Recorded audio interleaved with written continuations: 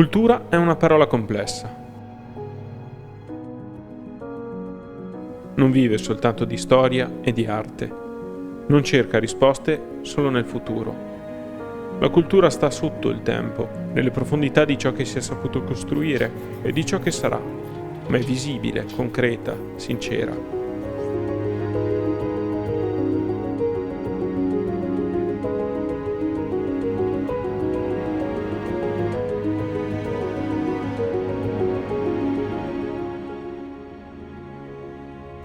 A Crocetta del Montello c'è una villa palladiana e dentro la villa, sotto la villa, attorno alla villa, la cultura si assapora come un calice di vino. È uno sposalizio riuscito tra arte, viticoltura e imprenditoria veneta, che prende il nome di Villa Sandi. Oggi siamo nella splendida cornice di Villa Sandi a Crocetta del Montello in compagnia di Stefano Gava, direttore tecnico di questo meraviglioso sito, un sito che è conosciuto, tutti lo vedono passando per questa strada, ma in pochi entrano e conoscono quelle che sono le possibilità artistiche e culturali che può dare questa azienda. Quindi come nasce anche l'apertura a un interesse che va oltre il mero aspetto enogastronomico? Sì, hai detto benissimo, non tutti passando per la strada si accorgono della bellezza che abbiamo all'interno.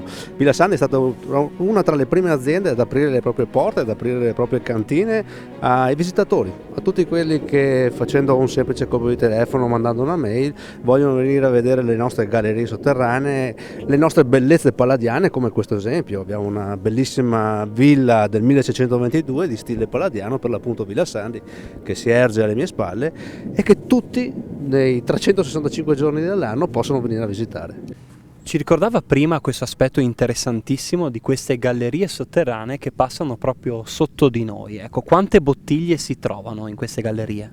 Ma all'incirca all'interno delle nostre gallerie, che distano praticamente, si diramano per 1,5 chilometri al di sotto dei nostri piedi, abbiamo all'incirca 1 milione di bottiglie stoccate di metodo classico, che è un prodotto un blend fatto tra lo Chardonnay e del Pinot Nero, che mettiamo per l'appunto per un periodo minimo di 24 fino a un periodo massimo di 7 anni proprio ad affinare nelle gallerie sotterranee.